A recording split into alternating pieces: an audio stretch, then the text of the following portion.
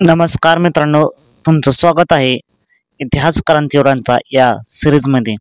आपण पाहतोय सुमारे 100 वर्षापूर्वी स्वातंत्र्यपूर्व काळात इंग्रजांच्या दडपशाही विरुद्ध तसेच गावगुंडांच्या अन्यायाविरुद्ध शूरपणे लढलेल्या परंतु इतिहासाने दखल न घेतलेल्या दोन वीरांची सत्य कहाणी म्हणजेच बाजा बैजा एक सत्य कहाणी.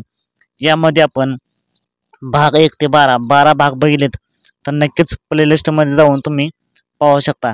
मित्रांनो, भाग 12 शेवटपर्यंत नक्की पहा, तेव्हाच तुम्हाला समजेल इतिहास क्रांतीवीरांचा बाजा बैजा एक सत्य कहाणी. आज आपण पाहणार आहोत भाग 13. भाग 13 देखील शेवटपर्यंत नक्की पहा. भारताचे पहिले आदिक्रांतिकारक राजे उमाजीनाईक यांना वंदन करून भाग 13ला सुरुवात करूया. आता 10 वाजायला आले होते. चिंचेच्या झाडाच्या अलीकडे पोरांनी गजासाठी रिंगण धरले होते.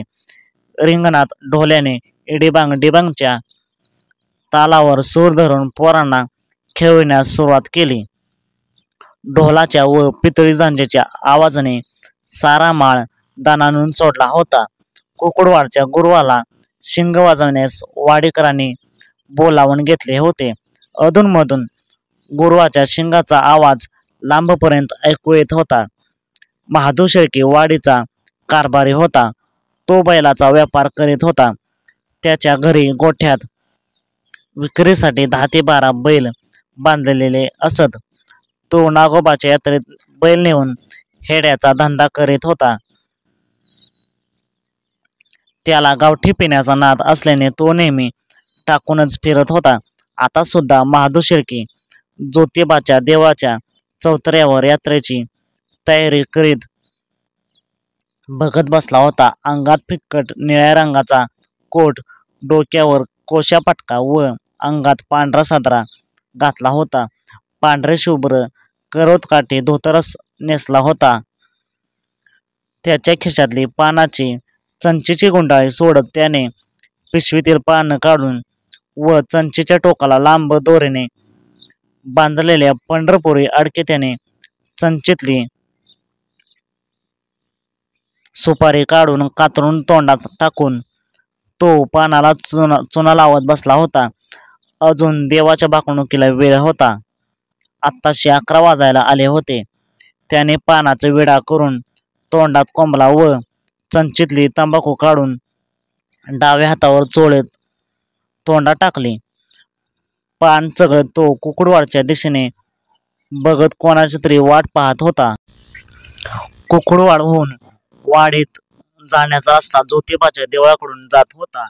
महादू नानाने एक वेळ देवळात नजर टाकली. देवळात चौथऱ्यावर ज्योतिबाची धोंड्यावरील दगडात घडवलेली मूर्ती होती.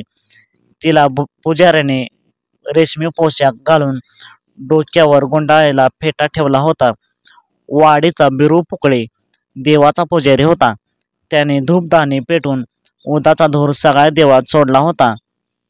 आता बरोबर 12 वाजता गुलाल टाकण्याची वेळ होती. आपली जाड वेताची काठी हातात घेऊन ती फडक्याने पुसत बसला होता.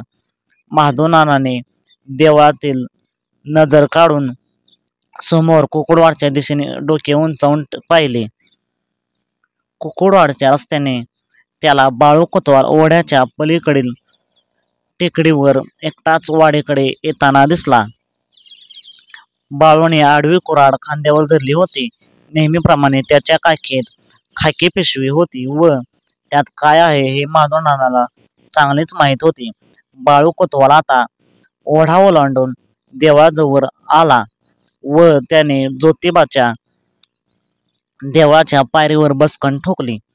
त्याने काखेतील पिशवी पायरीच्या कडेला जोत्यावर ठेवली. पायरीला पाठ टेकून जरा ओंडवा होऊन पाठीचा कड जाईपर्यंत तसाच पडून राहिला व नंतर सरळ बसत त्याने डोक्यावरील टोपी सरळ करत महादू नानाकडे बघून झाली का यात्रेची तयारी म्हणून विचारले. महादू नानाने त्याला खुणेने जोत्यावर बोलाविले व कोटाच्या खिशातून एक वळकटी काढून त्याच्या हातात दिली. तो दस्ताचा कागद तलाट्यांकडे पोहोच करण्यास सांगितले. कागद दिल्यावर महादूनाना उठला व त्याने देवाच्या आरतीला सुरुवात करण्यास पुजारीला सांगितले. गुरुवास शेंग वाजविण्यास सांगितले. त्यानंतर लगेच पुजाऱ्याने आरती म्हणली. तोपर्यंत वाडीतील सर्व धनगर मंडळी व गंजी खेळणारी सर्व पोरं देवाच्या मैदानात गोळा झाली. ढोल्याने देवापुढे उभे राहूनच डिबांग डिबांग ढोलाचा ताल धरला. पुजारी धूपदाणी घेऊन देवळाबाहेर आला. त्याच्या एका हातात धूपदाणी व दुसऱ्या हातात वेताची काठी होती. पुजारी धूपदाणी घेऊन लिंबाच्या झाडाला बांधलेल्या देवाच्या बैलापुढे जाऊन धूप ओवाळून बैलावर त्याने गुलाल उधळला व त्याबरोबर सर्व मंडळींनी आपापल्या जवळचे गुलाल खोबरे बैलावर उधळून ज्योतिबाच्या नावानं चांग भलं असा गजर केला. चिंचेच्या झाडाखाली गावातील बायका आपापले निवदाची ताट घेऊन पाण्याचा तांब्या सावरीत उभ्या होत्या. पुजाऱ्याच्या भोवती मैदानात गोलाकार करून सर्व मंडळी उन्हात बसली होती. बिरू पुकळ्याच्या दोन्ही सोना सगळ्यांना वाडग्यातून आंबील वाटत होत्या. पुजाऱ्याने मैदानातच उभे राहून हातातली काठी उंच धरली. लोकांनी त्याच्या अंगावर गुलाल टाकताच त्याच्या अंगात देवाचे वारे घुमू लागले. मग डोल्याने डिबांग डिबांग असा ताल धरताच पुजारी घुमत घुमत देवाची भाकणूक सांगू लागला. त्याने देवाच्या भाकणुकीला वर्षभराचा पाढा वाचल्यावर त्याच्या अंगातलं वारं शांत झालं व नंतर तो लागलीच देवात गेला. त्याबरोबर चिंचेच्या झाडाखालच्या सर्व बायकांनी निवद खाण्यासाठी आपापल्या घराकडे दाखविण्यास देवात घुसून त्यांनी एकच गर्दी केली. त्यानंतर सर्व मंडळी पोळ्या खाण्यासाठी आपापल्या घराकडे निघून गेली. बाळू कोतवाल ही महादूनाना बरोबर चालत त्याच्या घरी गेला. महादू शेळक्याने घरात सोप्यात फरशी बसविली होती. निरनिराळ्या देवाचे 7 ते 8 फोटो भिंतीवर लावले होते. एक मोठा आरसा चौकटीवर लावला होता. सोप्यात 2 खुंटीवर वापरून बाद झालेले 2 नगारे टांगले होते. घराच्या शेजारीच मोठा गोठा होता. त्यात 10 बैल यात्रेत विक्रीसाठी दावणीला बांधलेले होते. पुकळेवाडीतील इतर घरे म्हणजे छताडभर उंचीच्या दगडी टोळाच्या पांढऱ्या मातीत सारवलेल्या भिंती व वैरणीच्या ताटाने तयार करून त्यावर काडाचे आवरण असलेले छपरे होती. घरात 1-2 लहान कोकरे बांधलेली होती. त्याच्या लेंड्या दारातच पडलेल्या. तसेच अंगणात कोंबड्यांची खुराडी ठेवलेली होती. कोंबड्यांची पिशे अंगणात पडलेली होती. प्रत्येक भिंतीच्या कडेला वाळलेल्या काटक्यांचे भारे बांधून ठेवले होते. महादू शेळक्याचे घर त्यातले त्यात स्वच्छ होते. बाळूनाना व महादू हे दोघे सोप्यातल्या घोंगड्यावर बसले व त्यांनी पितळीच्या परातीच्या आकाराच्या ताटात वटकण लावून पोळी गुळवणीचे जेवण केले व परत ज्योतिबाच्या देवळाकडे चिंचेच्या झाडाखाली सावलीत येऊन बसले. बाळूने बरोबर आणलेल्या शेतसाऱ्याच्या कुळांची यादी महादूला वाचून दाखविली व सर्व कोळे वाडीत मुलखावरून आले